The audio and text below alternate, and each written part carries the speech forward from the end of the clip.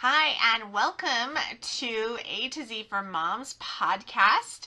Today is our Food Storage Friday podcast, and happy Black Friday! Woohoo! Hopefully you're out shopping and getting some good deals, and you can listen to some great tips and things on food storage and preparedness while you do so.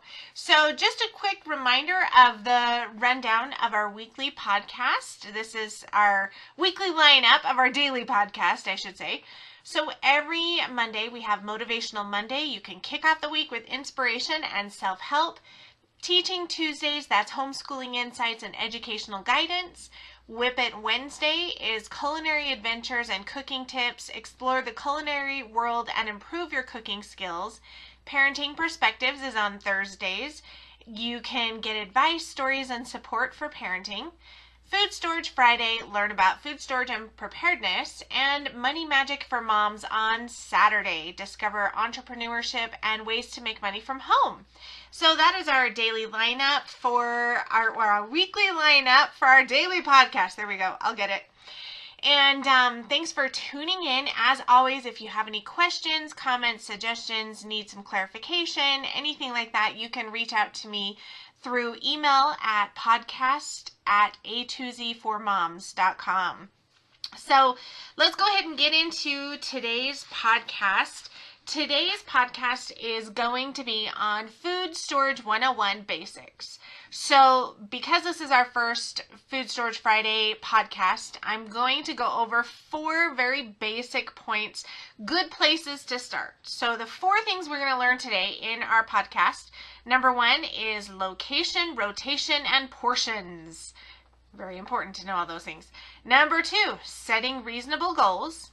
Number 3, food storage checklist. And number 4, shopping the sales. So let's get into that and we will cover these, but that's what you can expect from today's podcast. And so, number 1, let's get going. Location, rotation, and portions. All right, 3 very important, very key things to remember when you're starting your food storage, or maybe you've already started and you're just improving it or building it.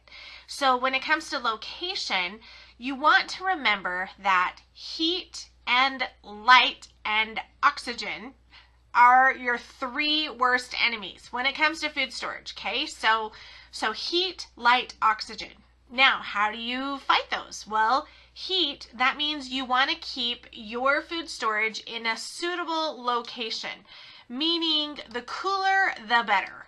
So basements, that's why basements are key for food storage. Back in pioneer days, before they had electricity and refrigeration and all that wonderful many perks that we enjoy, and I am so grateful for that we have now, they didn't have that back then. And so that's why a lot of their food storage and their long-term storage were kept in root cellars, because it's cooler down there. Ideally, you want about a 60 to 65 degree temperature. And that's nice and cool to extend the life of your food as long as possible.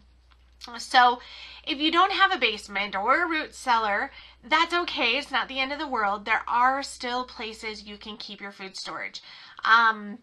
You just want to remember, you obviously don't want to keep it in your attic, because the hotter it is, food will actually go rancid faster. It will be exposed to bacteria and things like that. And you could even get cases where canned food can explode, which, it's not like blow your house up explode, but still make a big mess that nobody wants to clean up. And rotting food does not smell good. Nobody wants to live with that or deal with that, right? So you just want to remember, and if you ever come across a can in your food storage that is expanded and looks like it's about to burst at the seams, chuck it. Get rid of it. Trust me, the food is no good. It's no longer good. That's one of the big warning signs, okay? So, you want to pick a location for your food storage that is as cool as possible. Because the warmer it is, the shorter the shelf life. Okay, so that's just kind of a good rule of thumb. Some of the places, when I've lived in places that didn't have a basement or I didn't have a lot of storage, some of the places I kept my food storage were underneath beds, which was great because it was less places for clutter and toys or animals or whatever to go, and it's unused space anyway. And so under a bed, and it was nice and dark under there, which light is another enemy of food storage. Remember, heat, light, and oxygen. So those you definitely don't want. Another thing I've done, I've kept them in closets. I've kept food storage in closet. Any pantry, unused spaces. Get creative. You can. I've known people who have turned food storage into their furniture. Literally, they've done like food storage boxes, and then they put a tablecloth over it and use it as a coffee table.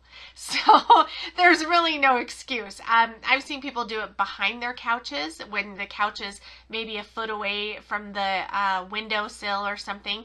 They'll put boxes behind the couches. I've seen people get really creative with your food storage. So location, just remember the three things: light, heat, and oxygen. Those are your enemies when it comes to food storage. All right, so rotation. Rotating your food storage is also very, very important. The reason is different foods have different shelf lives. So for example, most canned foods, and this is going to be pretty general because again, it's going to depend on the food and how it was processed and all that. Generally, if you're looking for shelf life, if you want the longest or the best shelf life, canned foods are going to have maybe a 3 to 5 year shelf life. So like your canned corn, green beans, things like that, they have like a 3 to 5 year shelf life. Dehydrated foods, if you have dehydrated foods, as long as they're packaged well, again, air is your enemy, so you want to have them packaged in like Mylar bags or something. I know Ziploc bags are great, but Ziploc bags aren't as airtight for long-term storage. So if you have dehydrated foods that are well packed and they're sealed in, say, Mylar bags, then those could have about a 10-year shelf life, maybe 15 if you're lucky. But typically, dehydrated foods are going to be more of like the 7 to 10 year range. The longest shelf life is going to be your freeze-dried foods. Freeze-dried foods, they're going to have actually, and I'm a big proponent on freeze-dried foods. Oh my goodness, if you've followed any of my blogs or read my books or anything for years, freeze-dried food is thebomb.com. It is the best. So typically, freeze-dried food has a shelf life of 25-30 years. And even beyond that, it's probably going to be okay to eat. Freeze-dried food has the highest nutritional value. Next to freeze-dried and frozen foods are going to be your highest nutritional value. If you're looking for nutrients for your storage, freeze-dried and frozen foods are pretty equivalent. The only difference is with frozen foods, you have to have a freezer, and if the power goes out, you're kind of out of luck, right? Everything's going to defrost. Freeze-dried food, it's shelf stable. So it is definitely my number one highest recommendation that if you're going to spend a penny on your food storage, spend it on freeze-dried foods because you're going to have the best flavor, the highest nutrients, and the longest shelf life. It's kind of a no-brainer.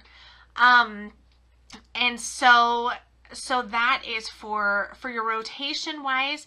You just want to remember and pay attention to the cans and things. If you get, whether it's freeze-dried or canned foods or dehydrated, whatever you end up getting, make sure you have a good rotation system so that as things are nearing their expiration date, you can use them.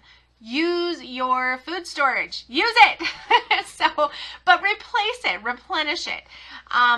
The thing is that is actually the best habit to start, is to have your food storage. And like in my family, what we do is when we get groceries, like if we run out of a bottle of ketchup in the kitchen, I buy a new one at the store. We don't put it in the kitchen. We put it in the food storage, and we grab one of the older ones from the food storage and put that in the kitchen. And so that way you're constantly rotating and replenishing your food storage foods. And that leads to a lot less waste, and you're less likely to have expiration dates run out. Another thing that you can do that is really awesome, that I actually have quite a few and I love them, is the rotating can holders. Now, they can be kind of expensive unless you can find them used and stuff, but basically the way they work is they're first in, first out. So you put a can in the top and it rolls down, it rolls to the back of the shelf unit, and then it rolls down and comes down below. So there's it's like there's two rows where the can for that same food, but the top row is where you put it in and the bottom row is where it comes out. So it kind of, the stores, a lot of the stores, you've probably seen things like that at the stores. So the way that works is the first can to go in is the first one to come out. So it naturally rotates it for you. They are fantastic. I love it. It's a great way to keep your cans rotated and make sure you're using the oldest ones first. They, like I said, they can be kind of pricey. They are definitely an investment, but they're worth it. And keep your eye out, because you can find used ones quite often. I see them for sale. Also, if you do a little search on Pinterest, and if you are handy or you know someone that's handy, there's some really neat ideas how you can build your own in a food storage room along your wall. They're actually really, really neat. And in a way, I think they take up less room than some of the shelves. Someday, I'm going to have my husband build me some, because I think they're really neat. But the ones that you build, they're basically all on a wall. So you put it in at the top and it rolls down to the bottom. So, or you can do like a middle. You could do two, one at waist level, and where you take it out at waist level and one you take out of the floor. So you'd have kind of like one on top of each other, if that makes sense. But they're really neat. So the point is, you're rotating your food storage, you're using your food storage, and I mean, you're always going to have something slip through the crack that, oh, you find this can that, hey, it expired a year ago. And that happens, but your waste and those incidences are going to happen a lot less if you're actively rotating your food storage. All right, now portions.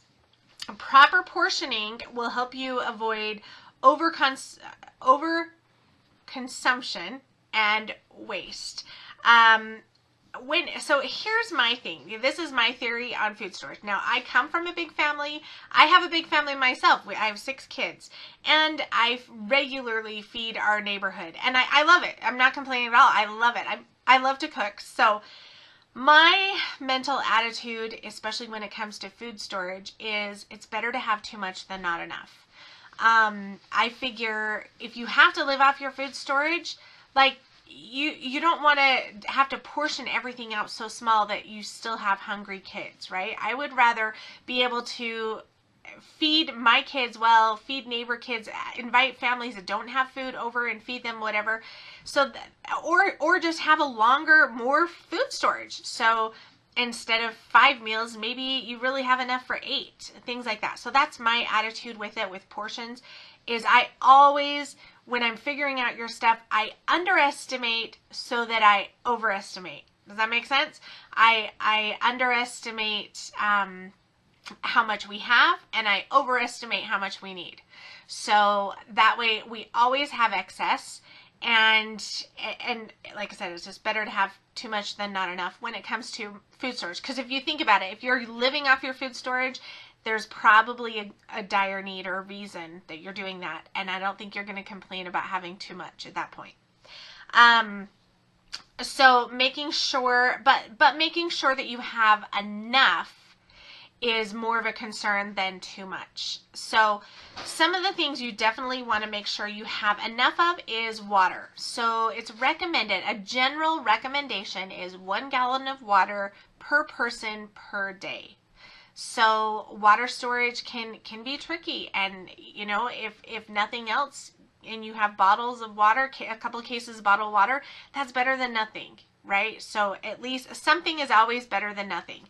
No matter how much space you have in your house or budget you have to work with, something is always better than nothing. So don't give up and be like, well, you know, I don't have $500 or $1,000, or I don't have a basement, I don't have a dedicated food storage room. It doesn't matter. Something is always better than nothing. So, all right, there's number one, our location rotation portions. Number two, setting reasonable goals. So if you're just barely starting out with your food storage and you've watched these prepper shows, or it's like watching Extreme Couponer, and you see these people and you're like, oh my gosh, they're so good at it. I could never be that good. Holy cow, look at their stockpile, or look at this person's food storage. Don't let yourself get overwhelmed. You're starting out. Everybody started out at some point.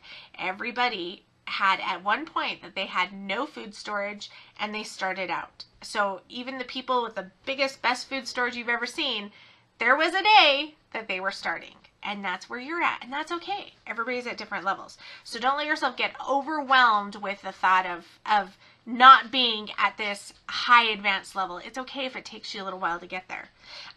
Progress is still progress. Slow progress is better than no progress, right? So there's quite a few factors when you are setting your goals for food storage. And so you want to keep these in mind so that your goals are reasonable. So your factors could be budget, depending on how much extra money you have to apply, or what you can put towards food storage. Room in your house. So I lived in small houses where literally we were putting all our food storage under beds and in closets, and that's all we had. And then I've lived in houses where we have dedicated food storage rooms, and it's great, but that's a factor. It can change. Environment. So this could be as far as your location of where you live, your city, your state, your country even. And sometimes those can be some factors of, is it safe? Can you have your food storage in a safe place? And is it safe to store these things? And definitely, is it safe that other people know you have a food storage, right?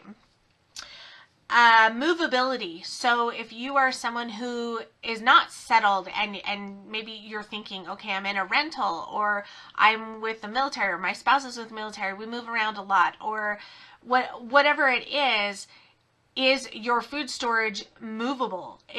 Unless you're like, hey, I'm planted, this is our forever home, we're never moving again, because it's not the end of the world to move your food storage. I've done it. It's just more work because it's more stuff. But that can be a factor for some people. There's people that live in RVs and travel around, and then it's hard to have a very big food storage when you're mobile. Time. It can take time between the acquiring the food storage, organizing the food storage, things like that. So those are some factors you want to keep in mind when you're setting your goals. Assess your needs. Figure out what is your family's needs and what are their preferences. Okay, so you're just taking all these things into consideration.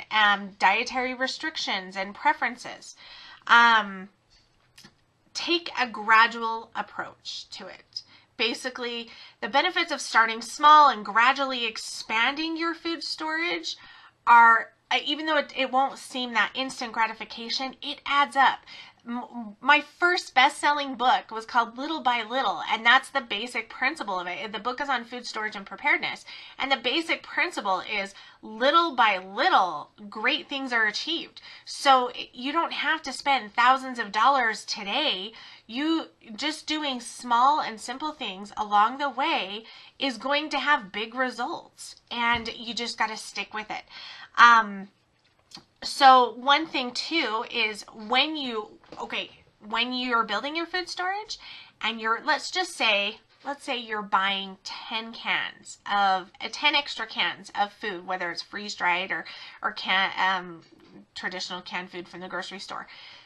If you're buying 10 extra cans each week, how is that going to affect their expiration dates? So think of that too. If you bought 100 cans all at once, their expiration date is going to be pretty close, right? Or if not the same expiration date. So you're going to have 100 things expiring all at the same time.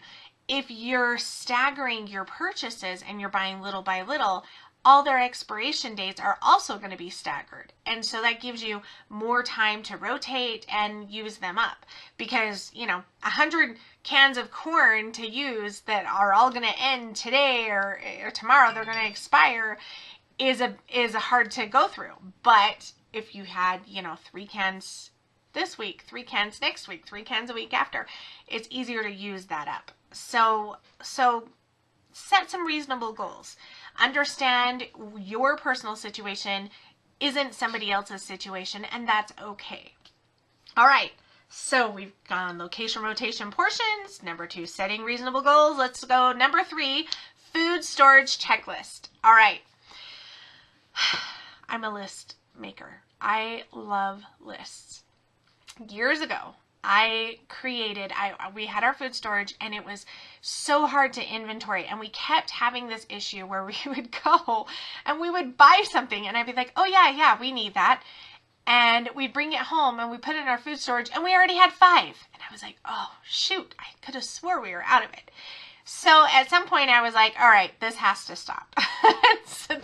I need to get myself better organized. So what I did, and I have this available to you, you can download this. There's a free download of this checklist. So let me explain what it is, and if you're interested in it, you can go. All you have to do is sign up my email list on my website, and it sends you this checklist automatically. And then if you unsubscribe or whatever, that's fine. No hard feelings.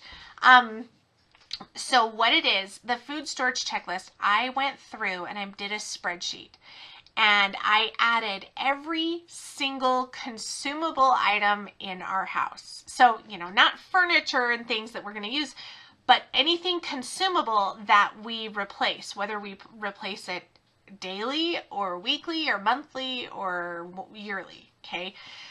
I'm talking everything. I'm talking from food, diapers, because at the time I had kids in diapers, diapers, wipes, formula, cleaning supplies, nails, screws, pens, notebooks, laundry soap, everything, medicine.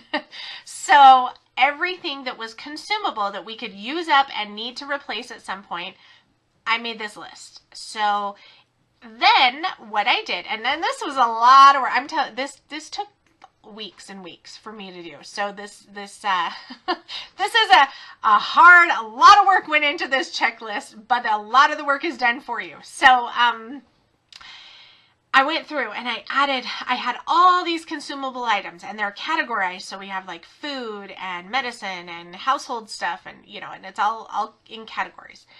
And then what I did was I went through for every single item, and I estimated how much of each item we use in 1 month, or if it was something that lasted, one container lasts 3 months, say. So what I did, literally every single item. So it might be something, for example, that I would say ketchup. We love ketchup. Okay, I love ketchup in my house. My kids, they'll eat it. I grew up with ketchup. My dad put it on everything. I love it. So I would put in there maybe, I would put 1 container of ketchup, a tub, whatever it's called, 1 thing of ketchup per month. Now, do we use that much?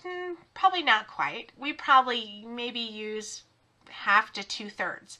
But this is where my previous statement of I overestimate I underestimate so that I can overestimate. Even though we only use half to 2/3 of a container a month, when I put 1, that means I have slightly more than a 1 month supply if we have 1 in our food storage. Are you with me there? So I did that with everything. You round down so that you're going to have more. I know it sounds weird and it sounds opposite, but basically however much. So with toilet paper, for example, we figured, okay, our family used 20 rolls of toilet paper in a month. So toilet paper comes in a 24 pack. So I would just say, you know what? We use 24 rolls in a month, because you never know. You might have someone come visit you, family stay with you, something like that. So once I had every single item in this checklist, I had it figured out how much is a 1 month supply, or something. It might be something like a bottle of Advil or Tylenol. One bottle lasts us 6 months. So I would put in there 1 bottle equals 6 months. Okay. And we had all this figured out. Then, now that I knew all the consumable items in our house, and I knew how much a 1 month, like how long every item lasted us, basically, then it was, because it's on a spreadsheet, I did along next to each item 12 boxes. So 1 box for each month. So if I checked all 12 boxes, that means it was a 12-month supply. This was the best thing I ever did for our food storage. So I printed it off, and it's like 14 pages, it's tons of these spreadsheets, this list of all the consumable items. But what I would do is I'd print it off, I had it on a clipboard, and I would go to our food storage. And I mean, like the first time I did this, it took a little bit of time. Obviously, the first time you do anything, it's going to take a little bit of time, but that's okay. Because once you do it, it was so awesome. I would go through and I would look, okay, we have 3 bottles of ketchup and it says 1 bottle per month. We have a 3-month supply of ketchup. Okay. Toilet paper, 24 rolls is 1 month. Well, we have 48, so we have a 2-month supply. Advil, we have 1 bottle is 6 months and we've got 4 bottles. We have a 2-year supply of Advil. We're good. Okay, so then once I had all that done and I had the X's checked, it was so easy. All I had to do was look at my checklist and I could see, okay, well, we don't need any more of this item. And my first goal was I want to have at least a 3-month supply of everything. So I would go down that list, and any of the X's, any of the boxes that weren't checked that were less than 3 months, I would put those on my list. Okay, food storage, this is what I need. And I'd watch for the sales, and I knew what we needed to buy. And once we had everything for 3 months, I went to 6 months and then 12 months. And some things, like if it was multiple months, just hitting that 3 month, sometimes I automatically hit the 6 month because it was on sale. So I bought 2 or whatever. And it was amazing. Like I said, probably the best thing I did for our food storage. But it was so nice to be able to look at our food storage. And really, if you have this checklist, and you can, like I said, you can access this, just go to my website, a2zformoms.com, sign up on my newsletter. If you're on a computer, it's the right sidebar. Sign up for the newsletter, and it'll automatically send you the link to this email or this food storage checklist. You can download it, you'll copy your own version, and then so you're not, you can't edit my original one, but make a copy of it, and then go in and customize it for your family. You can add and remove items, because like my family, I don't have anybody in diapers, so I don't need diapers, wipes, formula. I took those off our personal one for our family. If there's specific things that your family uses or doesn't use, if you're allergic to nuts and you don't have nuts, take them off. If you really love a certain spice or seasoning or food that's not on there, add it. And then go through and adjust the amounts per month, because those are just guidelines on there, and print it off. Do your checklist, and you probably will only have to go through and inventory your food storage, probably, I would say, once every 3 to 6 months. Go through and evaluate and print off a new one and see, okay, where are we? What do we need to stock up on? What are we doing good on? And it's so easy, and it'll save you, in the long run, it'll save you so much time and money, because you're not going to be buying multiples. And if it comes down to it and you need to live off your food storage and you have 10 years worth of ketchup and 2 months worth of toilet paper, hello, we have another problem, right? So it's a great way to stay organized. Okay, so that's number 3, food storage checklist. Go sign up for the email, download that, and try it out for yourself.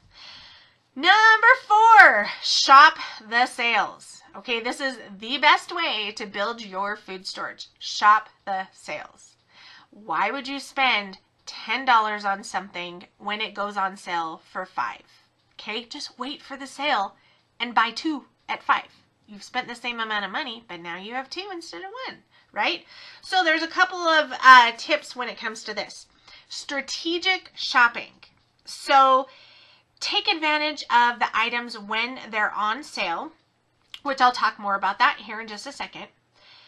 Plan your purchases around seasonal sales. So I did this for years. I'm going to tell you a quick story. When my oldest was a baby, she had, she was my firstborn, and I had a baby shower, and I was given all these clothes, and I probably had like the first 6 months of her life clothes, and I didn't have to buy anything for 6 months.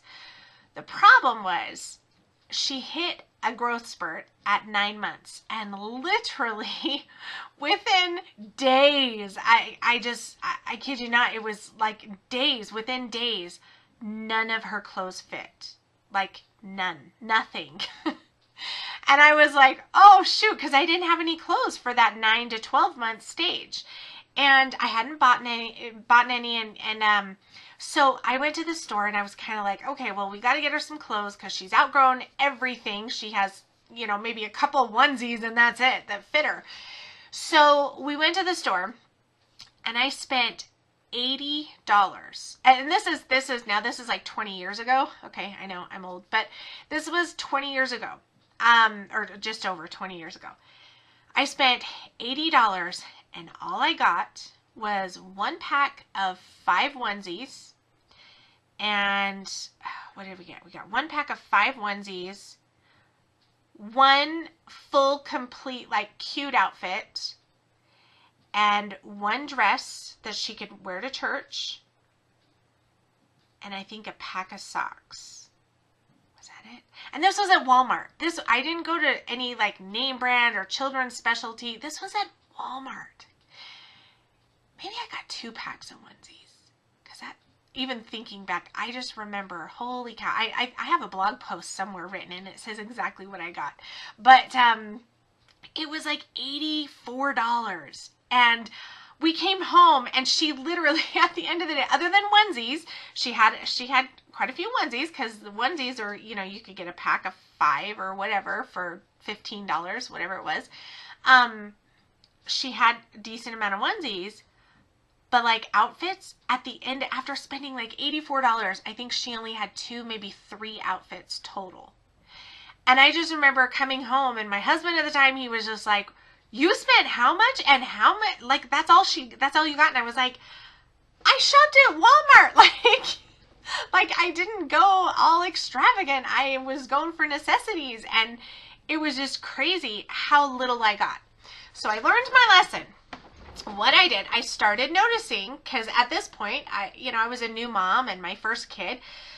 So I started noticing at the end of a season, they would clearance all the clothes. So like at the end of summer, they would clearance all the summer clothes, and because they were getting their fall and winter clothes in.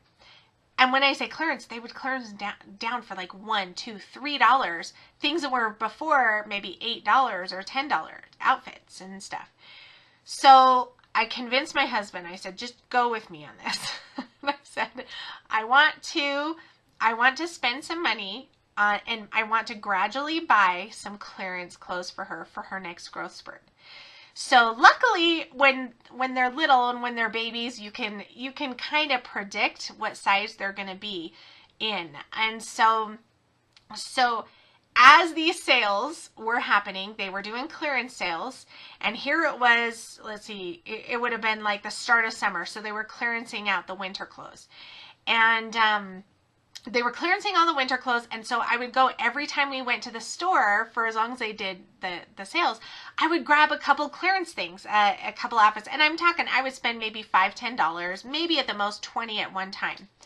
And I would put these clothes in different sizes in her closet, just in the back of her closet, because they wouldn't fit her for another 6 months or so. But that was okay, and because I knew eventually they would fit her. And so, and I was gearing for the next season so they'd fit her at the right time of year.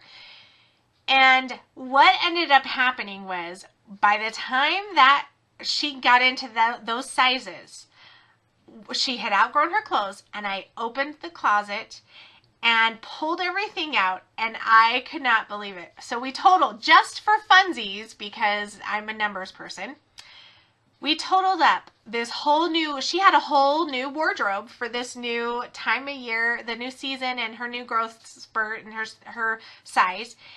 And when we totaled up, it was like over $300 worth of clothes. It was a whole wardrobe. It was like $320 worth of clothes if I had paid full price. Then we totaled up the clearance price that I actually paid because I had bought them on clearance, and it was only like $60-something. I had spent less for a whole entire wardrobe than I did previously for like 2 to 3 outfits. And so that was such an eye-opener to me and to my husband. It was just such an eye-opener. It was like, oh my gosh, we got to do this all the time. And so we started doing that, and we never looked back. And I wasn't one that was so worried about being trendy and you know, making sure they had all the trend. And when you're saving that much money on the clothes, for example, it wasn't a big deal to buy 1 or 2 outfits at full price, and it didn't hit the budget as hard, you know? So that's one thing that I learned. And you can do that to food storage items as well. Food gets a little trickier because of expiration dates, where clothes don't have an expiration date. They might go out of style, but they don't have expiration dates. The next thing with the sales is coupons and discounts. Use coupons. There's so many couponing and money-saving apps out there. It's phenomenal. If you're not using an app like that, try it. You're missing out. So some of my favorites, and I'll put my links. So I have affiliate links with some of these coupon stuff. And the cool thing is it benefits both people. So if you use my affiliate link, so for Fetch, for example, there's an app called Fetch, and it's a little dog, like he's fetching the newspaper. And when you use my affiliate link, you get a bonus for using my link, versus if you just signed up by yourself out of nowhere, you don't get this bonus. And the bonus changes. Sometimes it's like $10 bonus, sometimes it's more. It just depends. And then I get a bonus as well for referring you. So we both benefit. So it's awesome. The way Fetch works is it's a coupon, or sorry, it's a receipt app. And basically, it doesn't matter what you buy. All you do is you open the app and you take a picture of your receipt.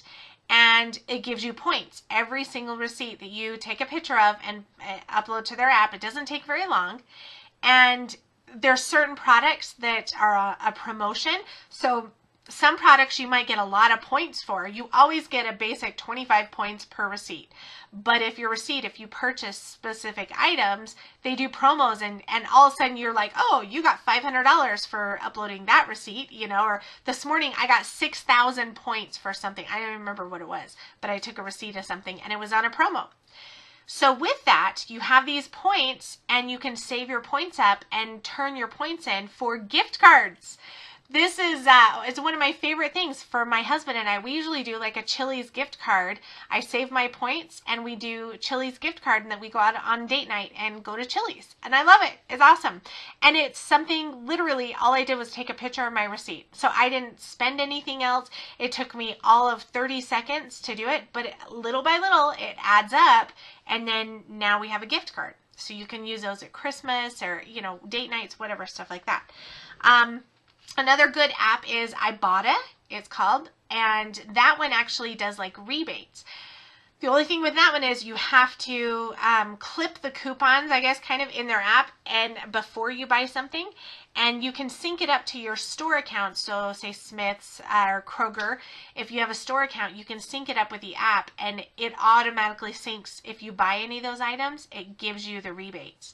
And then that is actually cash. So that one is a cash rebate app. And you can, and I think there's a minimum of $10 before you can pull the cash out.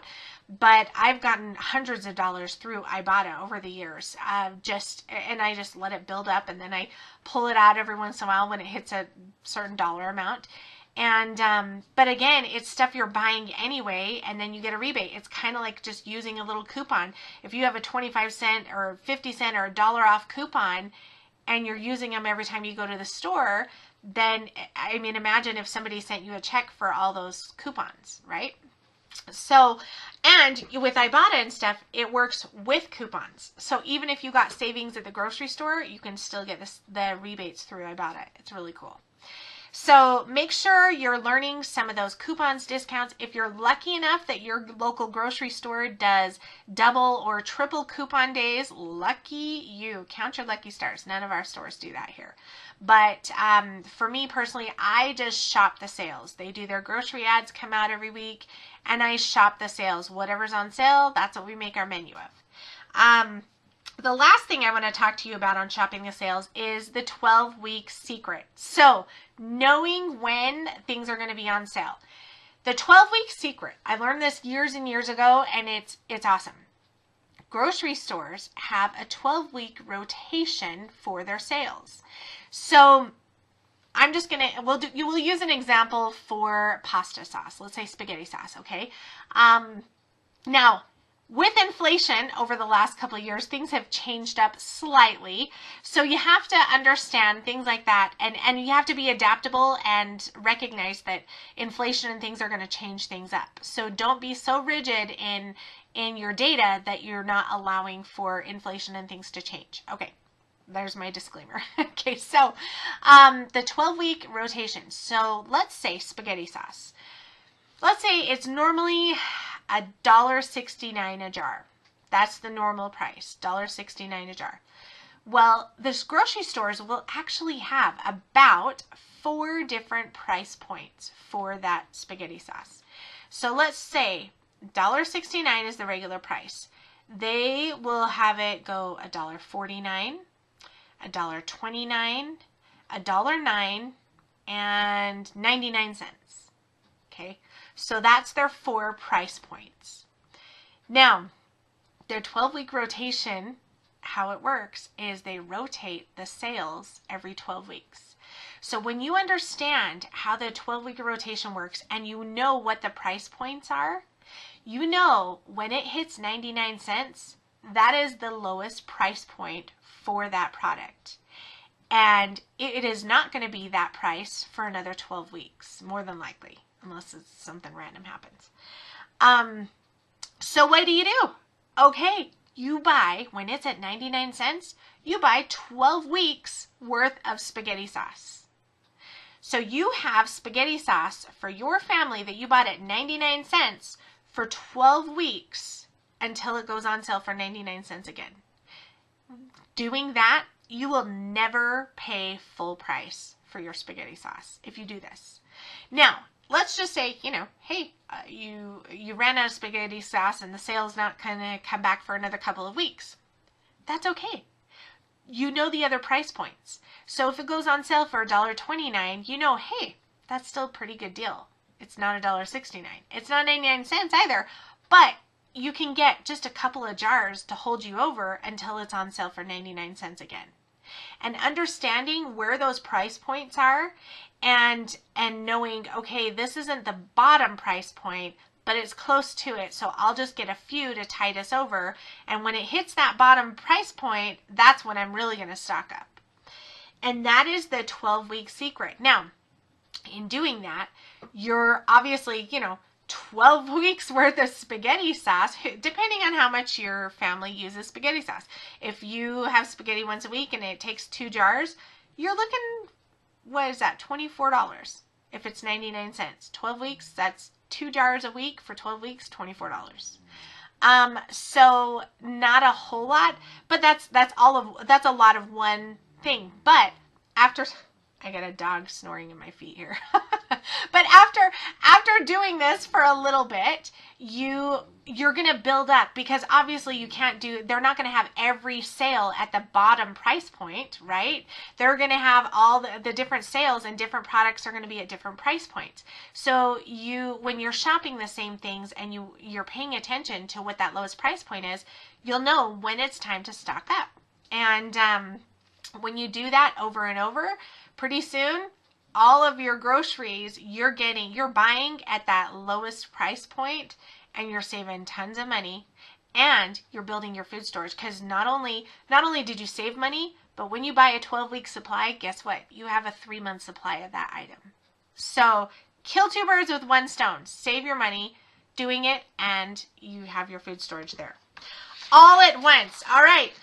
And that is everything for today. So today, our Food Storage 101 basics, we've talked about location, rotation, and portions, setting reasonable goals, food storage checklist, and shopping the sales. I hope that was some help for you, and that's going to help you build up your food storage and save a little bit of money doing it. Again, just a quick reminder, if you have any questions, you can always email me at podcast@a2zformoms.com. You can see the video version of my podcast on my YouTube channel, A2Z for Moms Like Me. And our weekly lineup, we've got Motivational Monday, Teaching Tuesday, Whip It Wednesday, Parenting Perspectives on Thursday, Food Storage Friday, and Money Magic for Moms on Saturday. And again, if you want any of the resources that I discussed today, if you want links to my affiliates to some of those apps so that you can get the rewards for knowing someone who uses the app and we both benefit, great, that's fantastic. All that information will be in this podcast post on my blog, a2zformoms.com. And you can also follow me on TikTok, A2Z for Moms Like Me. And that is it for today. Have a wonderful Black Friday, and I hope you get some amazing deals out there.